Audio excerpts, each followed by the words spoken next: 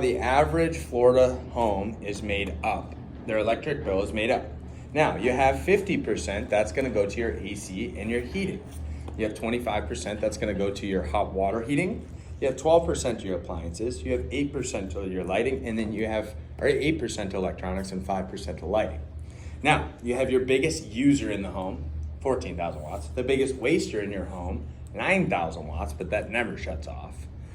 If you had your druthers to fix one or the other first, which would you pick? The AC. The AC and the heating. Okay, of course. Now, what would you pick second?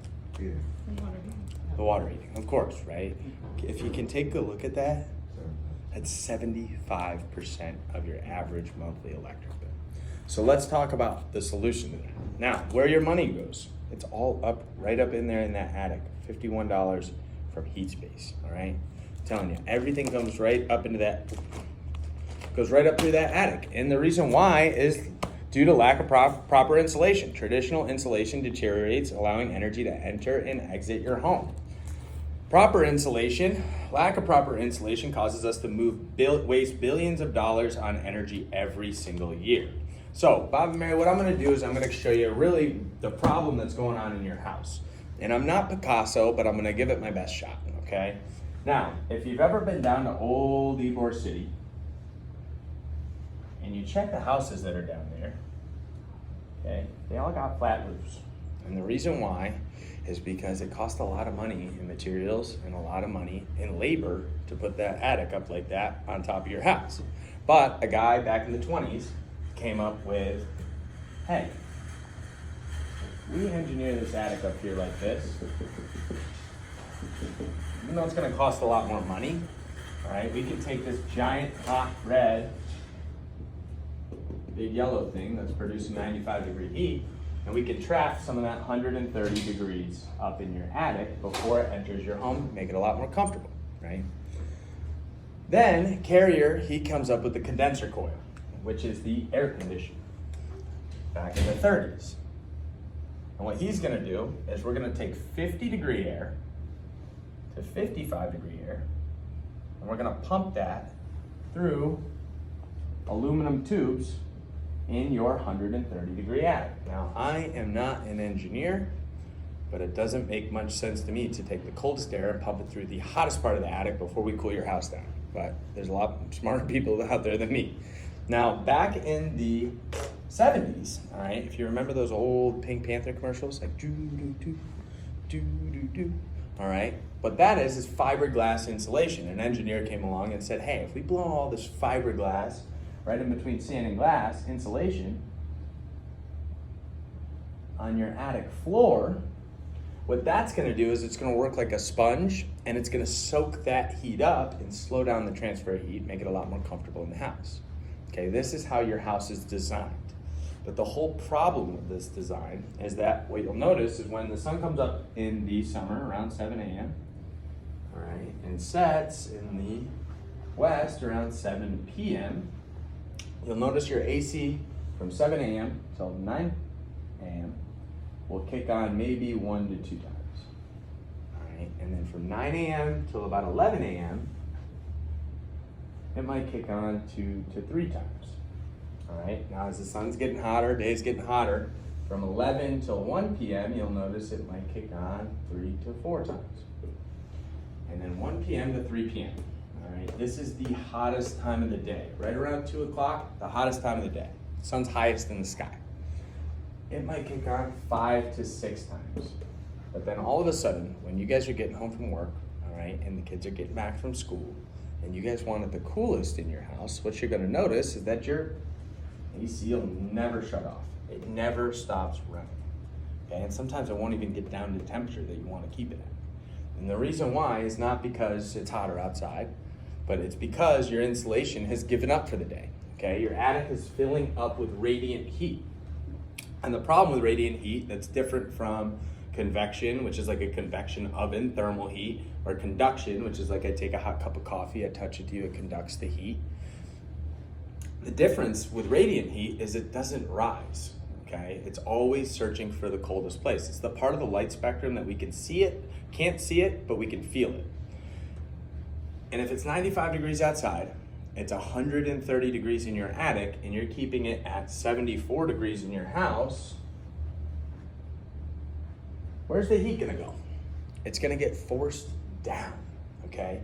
And once this insulation soaks up with heat, it's gonna soak it up just like a sponge, okay? And if you take your phone and I bring it over to the faucet right over there, right? And you think about it, it's like green side and then yellow side, one of those sponges is all dried up and it's gonna fill. But once it fills with all the water or heat, what happens? It starts to spill over the sides, right? And the same thing happens in your house. It's soaking up with heat. At 1 o'clock in the afternoon, your attic's 120 degrees, your insulation's given up for the day, and now you have 2,000 square feet of ceiling, all right, that's being forced 130 degrees down. That's the problem, all right? Let's talk about the solution. Now the solution is radiant barrier, all right? And this is radiant barrier right here, okay? It's called a double-backed Mylar aluminized five-foil is the name, all right? That's the technical term of it. But it looks like tinfoil, all right? But if you ball tinfoil up into a ball like this, all right, what do you get? You get tin. It stays in a ball, right? You guys remember Roswell, the shape-shifting metals and stuff like that, all right? It wasn't aliens, they were trying to hide this stuff from the Russians, okay? This was top secret until the 1950s. What they used it for, it's the same stuff you guys see it in like the pizza box when the pizza man comes, right? And he takes the pizza out, keeps it warm. Same stuff that they use in the windshield, all right? And really what it was developed for is for the astronauts.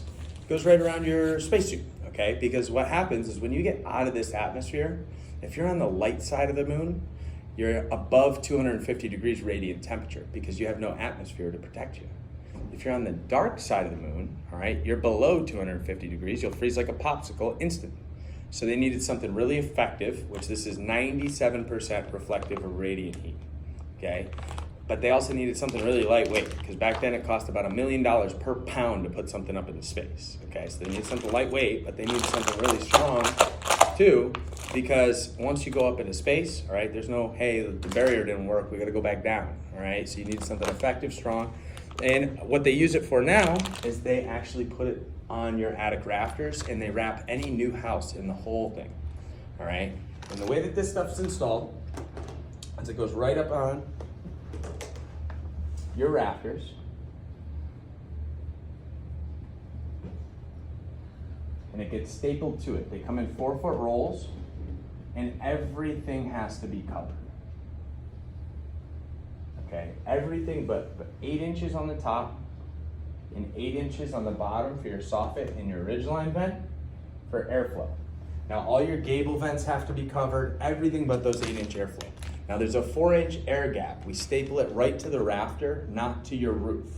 If you staple it to the roof, each rafter will allow the heat to come in and it'll ruin everything that you just did. At the same time, everywhere it overlaps, it needs to be overlapped 4 inches so the heat can't get through as well. And then it's stapled every 2 feet. Okay, now it's gonna go up there right like that, and it's gonna reflect 97% of the heat. If you can see the 3% that allows to get through, if you hold this up to the light, it's actually got like little holes in it. It's got a breathability to it, all right? And the breathability is because every time we like talk, all right, every time we take a shower, every time we take a leak, all of that moisture goes right up into the attic, all right? And if you trap your attic up there, it's gonna cause mold growth. So this actually has a breathability to it, and you leave 4-inch air gap from here to here so you can get airflow from your soffit. What this is gonna do is it's gonna reflect 97% of that heat, which means your insulation only has 3% to make up. It's never gonna dissipate. Usually your insulation warranty will go all the way up to 20 years if you put it in at the same time a radiant barrier. It's worth 7 feet of insulation, and it's got an R rating of R184. Okay. Now, once it reflects all that heat, we have to leave these little vents. But what that allows it to do is it allows heat to come back into your attic. Okay, so we need to be able to get that heat back out of the attic. So you can put in an electric attic fan, all right, but then you're gonna use power to save power, all right? That doesn't make a lot of sense. So what we wanna put in is a solar attic fan, all right? What that's gonna have is gonna be a little temperature gauge in here at 92 degrees. that temperature gauge is gonna kick the fan on, that solar panel is gonna run that fan, and it's gonna right out of your attic. Your attic's not gonna be above 90, 95 degrees, whatever the temperature is outside, okay? Do you guys see the problem in your house? Do you guys see the solution in your house? All right, do you see how the radiant barrier is gonna make it a lot more comfortable for your family?